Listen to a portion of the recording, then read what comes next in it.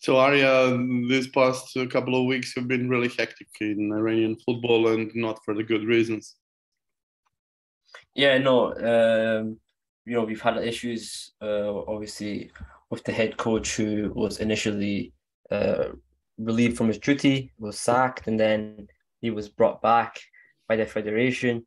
Uh, and there's no really any guarantees right now for him because there's also a presidential election for the president of the uh, IFF, Iran Football Federation. That will be in August 30th, and then whoever comes in then could potentially also dismiss Skocic from his role, depending on if all board members agree.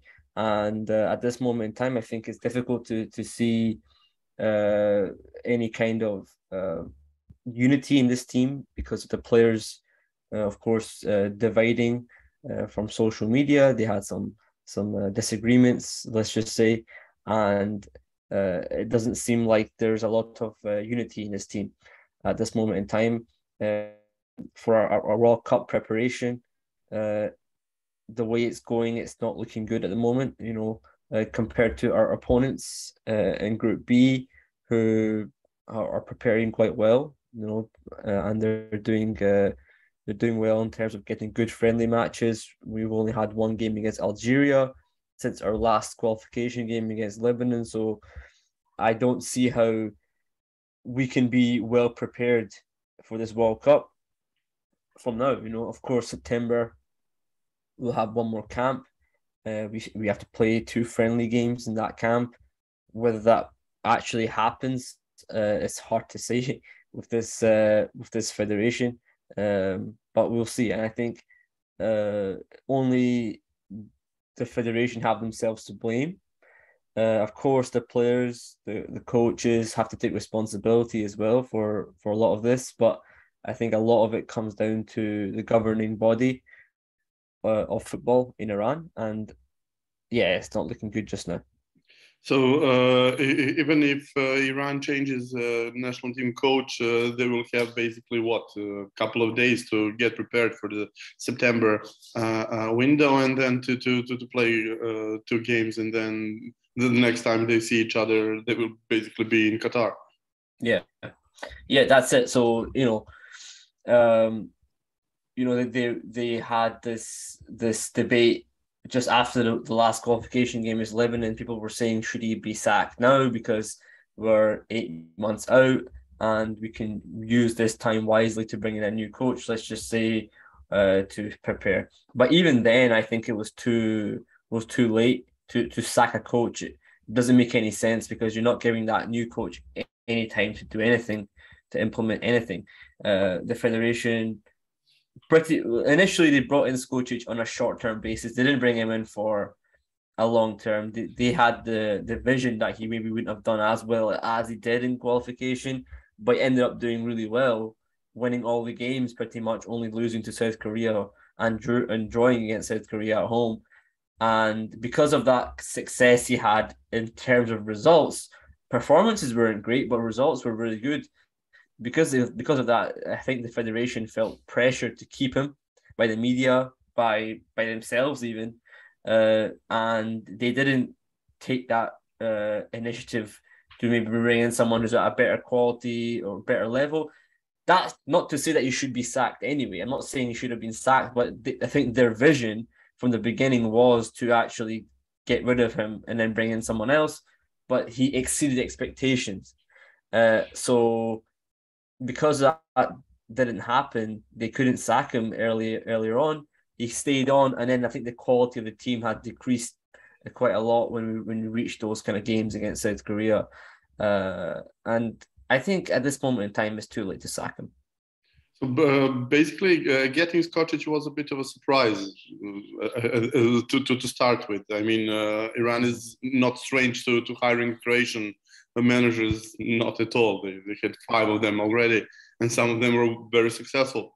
But Skocic is not exactly the type you go for, because he's never managed the top club in Croatia. He's never managed even top club in Iran. He's done okay job with a couple of clubs there, but it's not like he was coaching Esteghlals or Persepolises or even Tractors. He's been doing job in small clubs.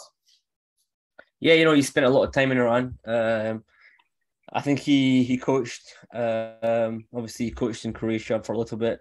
He also coached in Slovenia, if I'm not mistaken, and from there he's also been in other places in the Middle East. But of course, he's been in Iran, teams like Malavan, Fulad, Sanat Nafta Abadan, and also coached in the second tier of Iranian football with Khune, which he was successful with. He got them to the FA Cup or the Hasfi Cup final against Persepolis. Lost that game, but was quite successful with them. Okay, he was coaching in the second tier. It's not particularly good for anyone to really coach there, but he did. And I think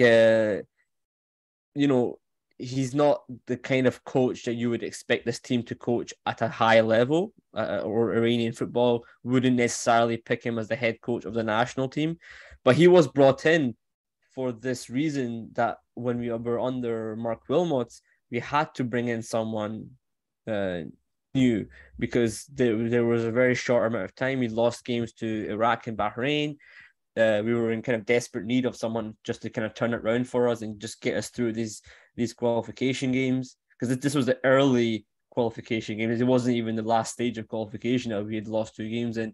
And he came in because he was experienced in Iran. He knew the players quite well, knew Iranian football quite well. Everyone was pretty much expecting an Iranian coach to come in at that point, maybe Ali Dai, maybe Amir Qalinoui, for example, but they stuck with a European coach who had Iranian football experience. They brought Dragan Skocic. Again, as I mentioned, I think they only really brought him in for that reason, to kind of just get us over the line. They didn't expect him to do as well as he did, and it ended up keeping him for this World Cup now. So I think it was and it wasn't a mistake to bring him in at the beginning, but I think it was maybe it backfired a little bit in terms of how well he actually ended up doing in terms of getting the results. I think they kind of were a little bit shocked by that, the federation, and they didn't take their initial decisions into hand further on down the line. So I think Skocic is done well for himself. He should be proud of himself for what he's done, because it's a very difficult job to go into, from coaching in the league second tier of Iranian football to coaching national teams. A big step up. He should be proud of himself for what he's done. But I don't think anyone expected him to do as well as he did. He had a really big shoes to fill, because before him and before Wilmots there was a huge reign of Carlos Queiroz. He did 100 games for Iran. He took them to 2 World Cups. He did really, really well, and the team looked like it never looked before, basically. Yeah, no, he's the longest reigning coach we ever had in our national team. And the 8 years he spent with us, it's produced a lot of football talents moving out to European leagues. That's one of the things that happened under his reign. People who don't like him, they can really not argue about that. He did push for more Iranian players to go to European leagues, and that's happened, and it's still happening. It's growing, and that's really enhanced our football. Even in the Iranian league, it's given the players in the Iranian league a little bit of impetus to go and say, can I get myself to Europe? Whereas something before him, maybe a lot of the players were more content just to stay in Iran and play their football in the Iranian league. Not only that, I think the 2 World Cups we were at, yes, we didn't get the results that we maybe always wanted. We didn't do badly in 2018. I thought we did really well. We got unlucky to lose to Spain. He got a lucky goal, very lucky goal. I mean, it was basically a deflection that I don't think Diego Costa even meant to score against. And we had a goal disallowed in that game as well for offside against Portugal. We were basically 1 kick away from winning the game.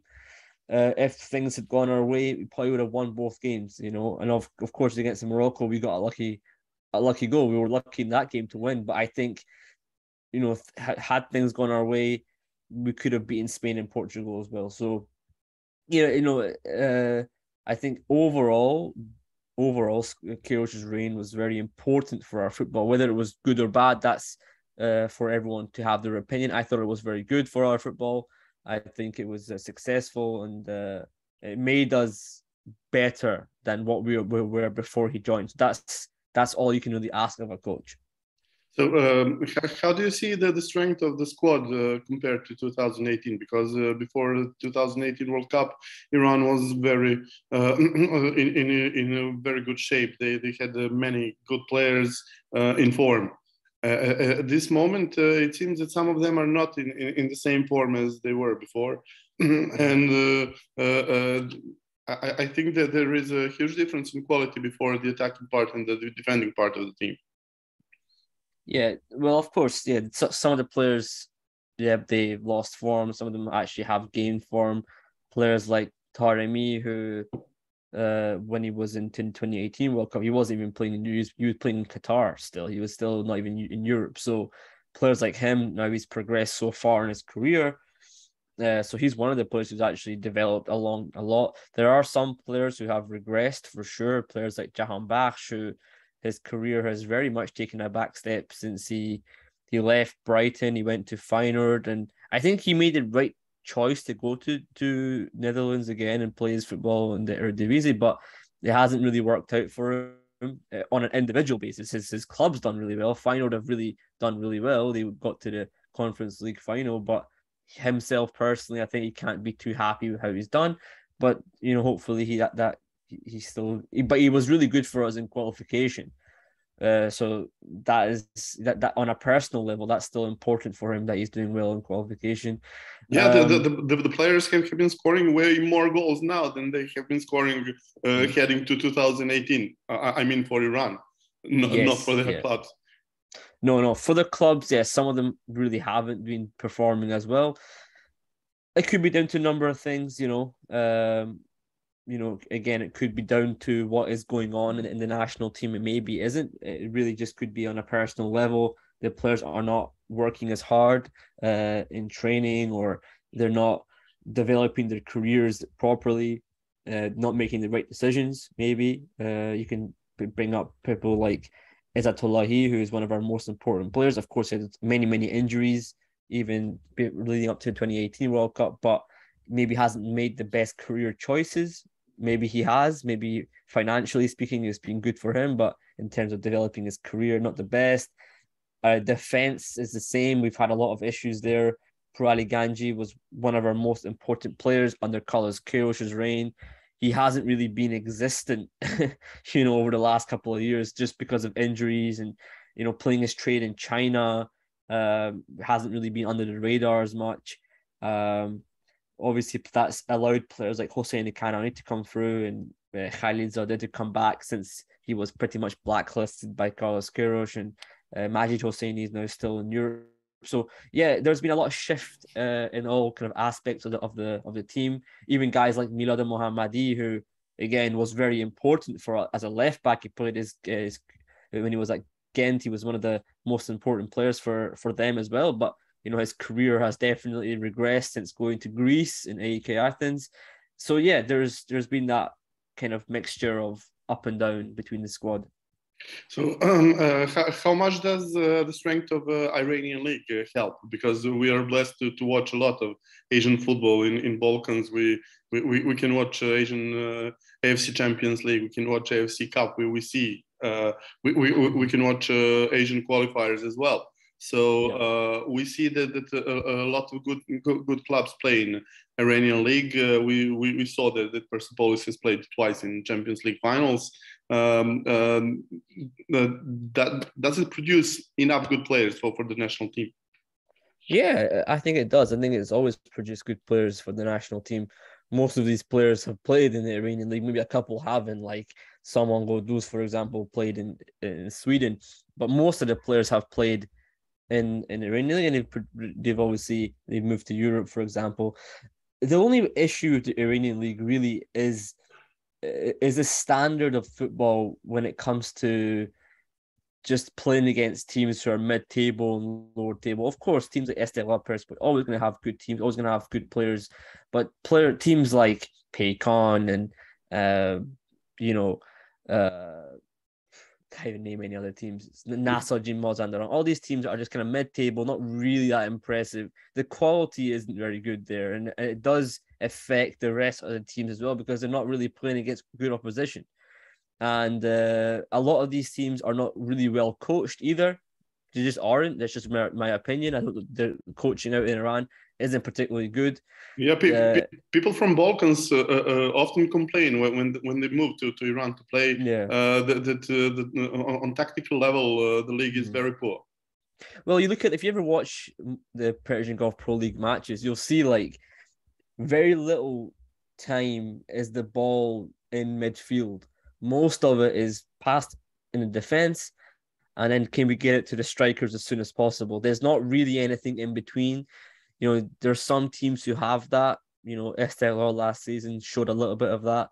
There are some elements of it, sure, but for the majority, the midfield zone is very underutilized in Iran. That's probably one of the biggest criticisms I have of the Iranian league is we don't really produce midfielders.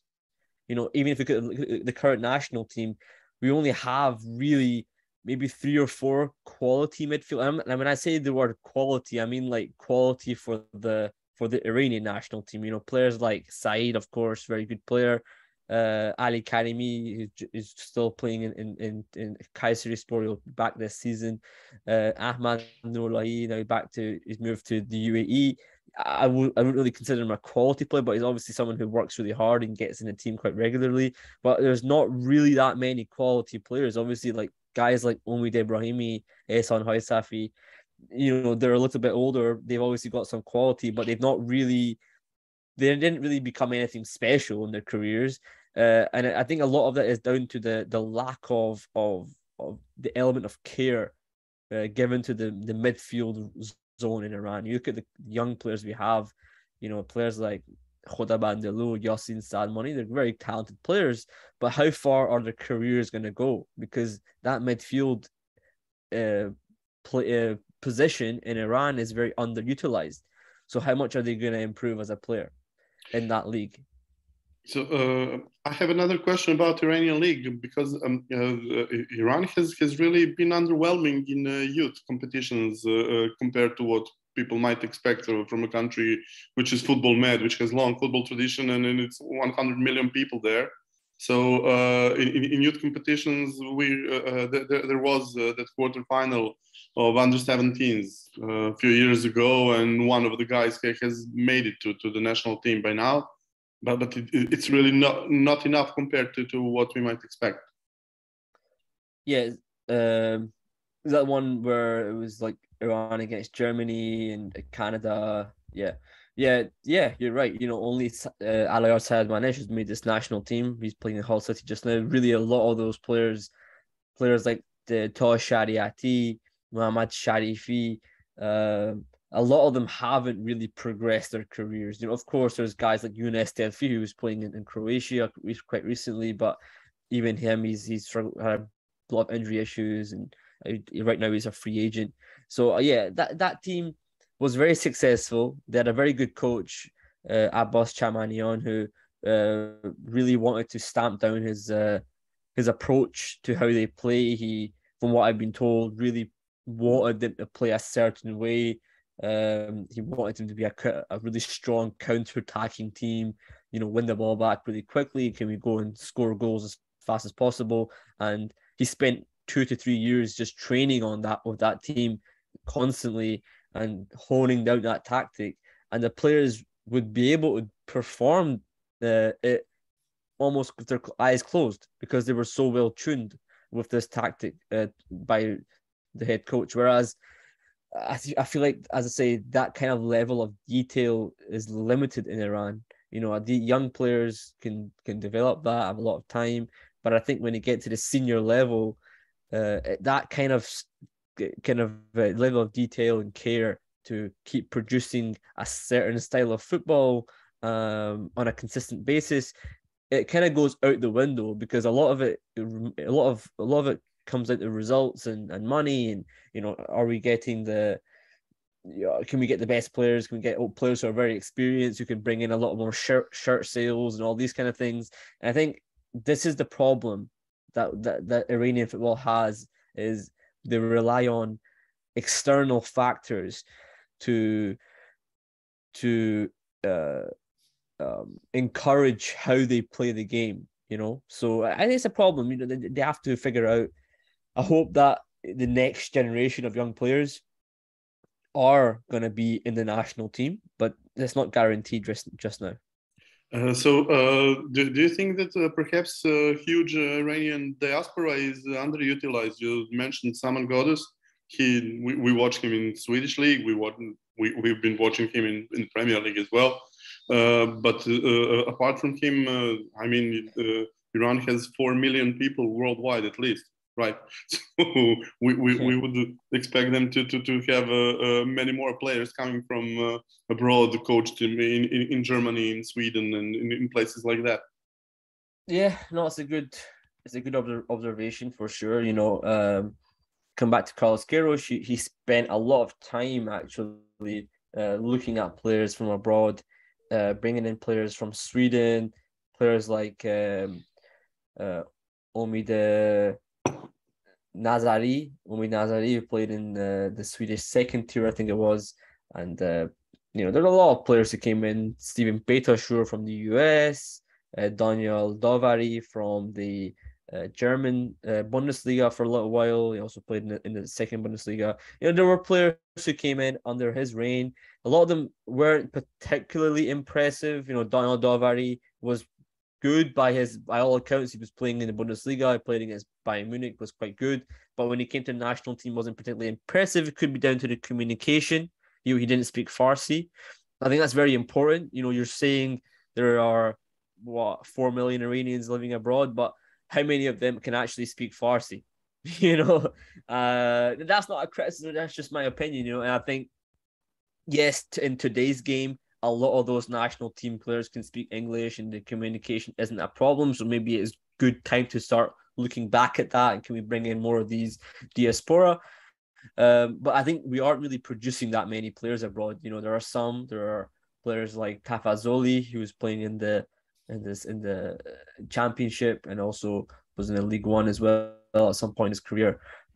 He's someone who wasn't particularly impressed by Queiroz. He wasn't so impressed by him, wasn't brought in. There's not really that many others. There's Dennis Eckert, who's just moved to, if I'm not mistaken, in Belgium. Is it Saint-Gilloise? Is that how you say it? I can't remember how you say it. Yeah. Yeah, but he's like quarter Iranian.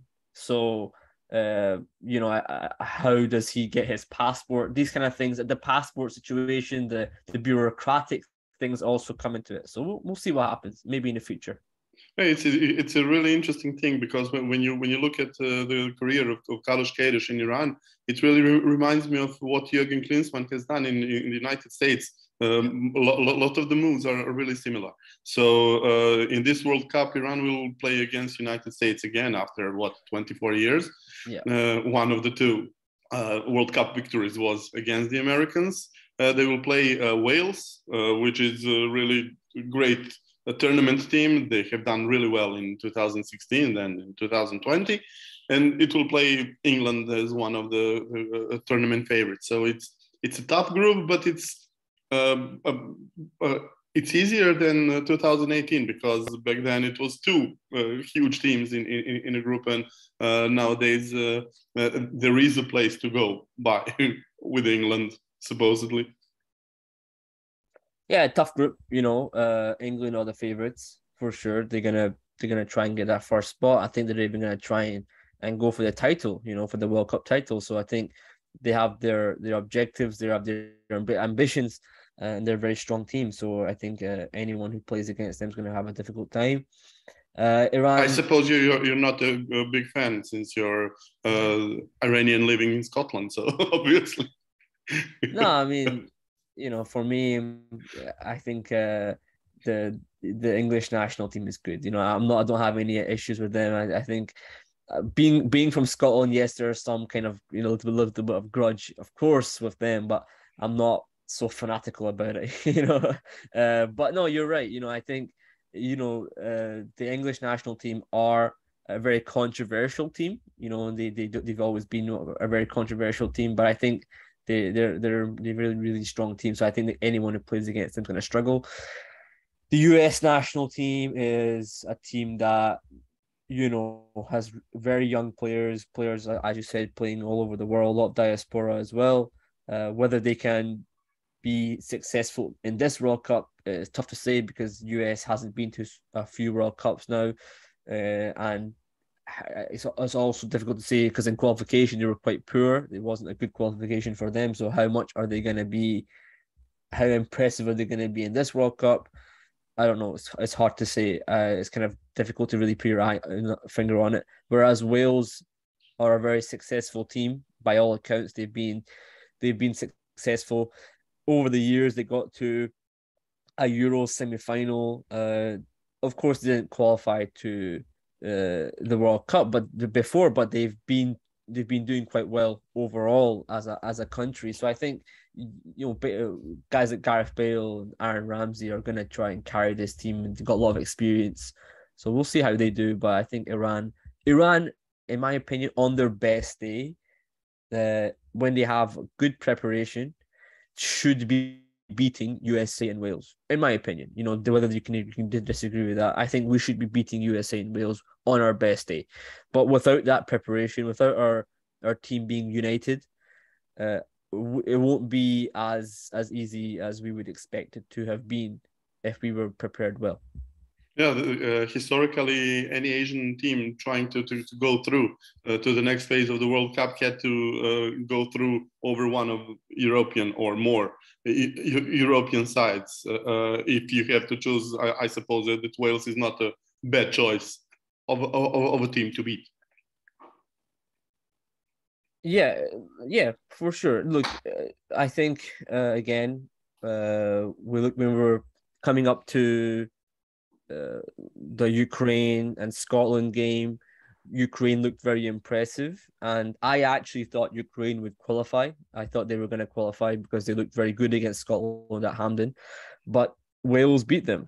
And I thought, as I said, I thought Ukraine looked very, very, very impressive, and I wasn't expecting them to lose at all, like to Wales.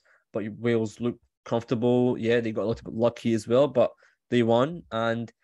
And to me, that's worrying because they're a team that looked very organized, very, very, very organized. And even though they lost their coach, Ryan Giggs, he's not in charge anymore. They have the caretaker who's now their head coach. Even that kept them together, which again, it shows unity. It shows that they're a very united team. So Iran not having that is a big problem, I think, because Wales are well prepared for sure. And I suppose they will, mentally wise, they will be really up to it in Qatar. Whereas with Americans, my feeling is that they are trying to get the best of themselves for 2026 when they will play at home and be one of the teams considered to be dark horses. And this is a bit too early for them. So I suppose there is a chance there. Yeah, there's a chance we could beat USA for sure. I think, of course, with the game being, is this our last game? I think it is against the USA. Yeah. I'm not mistaken. Yeah. So with that being our last game, of course, it comes down to, it could be very important because, we have to beat them. We have to win that game so we can get to the next round. So I think there's going to be a lot of stakes. But I think the US, the one thing that they have in their favor is they've got this youth and this passion to develop their game, and we have that as well. But I think the US have shown that they keep wanting to bring in young players, and you have this belief in young players. And I think when you have the trust in these players, they're going to produce for you. But there's also a caveat, because they're also inexperienced. So how much are they going to be able to give you in the difficult parts of the competition? So we'll see how it goes. We'll see. I think I think Iran, as I said, with our quality, our strikers, we should really be beating USA, because they don't have a particularly strong defense. But it's not easy to say that because, again, USA, despite being bad in qualification, they have very good players playing in Barcelona, all over the Premier League, whereas we don't have that. We only have one player in the Premier League. We don't have any players in La Liga, so we can't really say that we're automatically going to beat them. It is really difficult to have any expectations of the Americans because the most of the time they play tournaments at home, and this time they will be on the other side of the globe, but then they will be playing in Iran's very neighborhood. It's basically home ground to Iran, just across the Gulf. So how important will it be for Iran to play there? Yeah, no, it's massive. I think there's going to be a lot of Iranians there. I think there will be also a lot of there's also a lot of Iranians in Qatar anyway. So it's basically going to be a home crowd. I'm not expecting us to be, the only. There's going to be Americans there as well, I'm sure.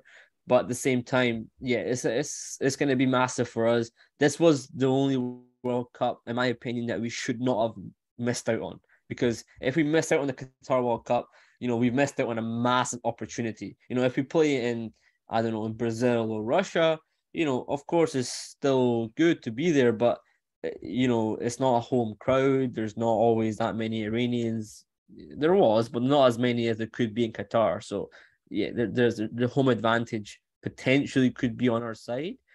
Plus, there's climate, because many of Iran's players were born just across the Gulf. Taremi is from the seaside, right? So some other guys are from southern Iran. Basically, that's the same climate. Yeah, no, you're right. Yeah, that could help. I think the Persian Gulf, as we call it, that kind of region. We have a lot of people in that, like players like Taremi, players like Mehdi Qaidi, who's now playing in UAE. Whether he gets called up or we don't get called up, we will see. But a lot of players in that region. But it is in November, so I don't think it'll be. I actually don't think it'll be as hot as people think it's going to be. I think it's going to be hot, but I don't think it'll be like scorching weather. I think most of the players, even playing in Europe, players playing in Spain, like Amir Abedzadeh playing in Ponferradina, that heat is not that dissimilar to the November Qatari weather, for example. Yeah, the 2014 World Cup was played in Brazil. They played in tropics, so it can't be much different to that. So at the end, I just have a couple of questions about the Asian football as a whole. Do you think that Asian football has progressed a lot in this century, with so many teams passing through group stages? I mean, it's been 5 teams since 2002.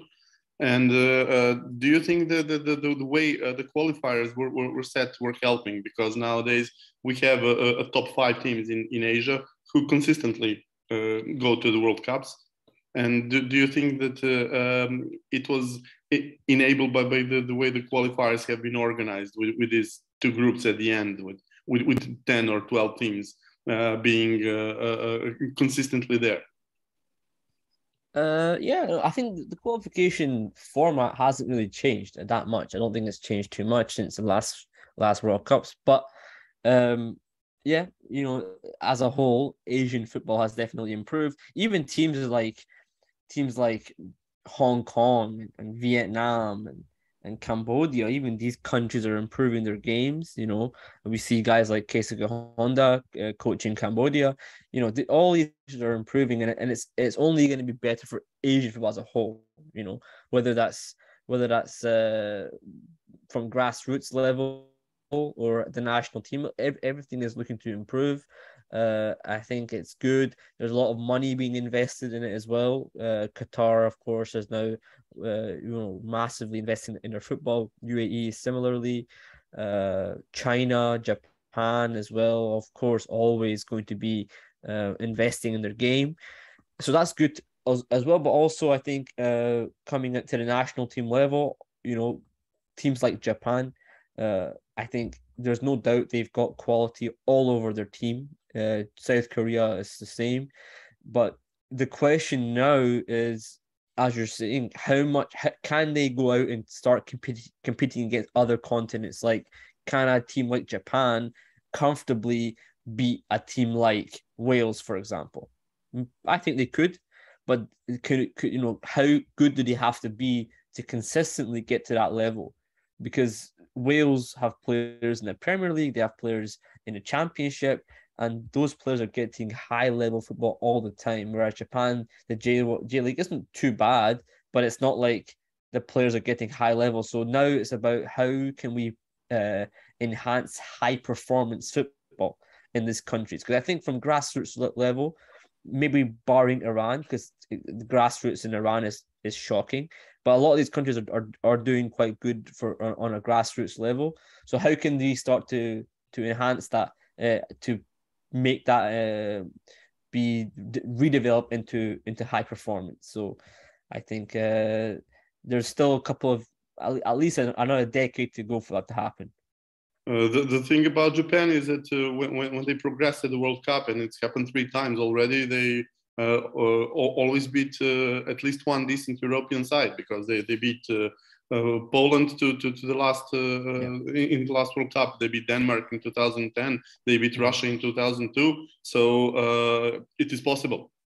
Yes, no, it is possible, but as I said, it takes time, because there's, like, for example, the Asian Champions League, in my opinion, is a good competition. It's very good. They always have strong quality teams competing, but I don't see that the winner of the Asian Champions League ever doing anything, for example, in the FIFA Club World Cup, because the quality difference is massive. Some of these teams in Europe are training in maybe not always in the best facilities. Some of them aren't, but they're guaranteed at least a high standard of coaching. And I think coaching comes down to maybe just the AFC. How can you compare the UEFA coaching badges to the AFC coaching badges? Is there a big difference there? Probably there is. I think that could be a big development point for Asian football. Is the coaching, can it get better? Can the AFC badges get up to the standard of the UEFA ones? Maybe.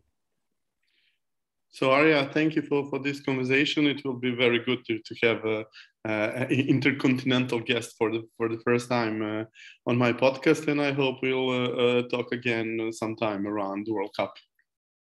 Thanks a lot. I appreciate that, Vladimir. And no, of course, I'm happy to be on, and hopefully we can have you on our podcast as well. And appreciate it.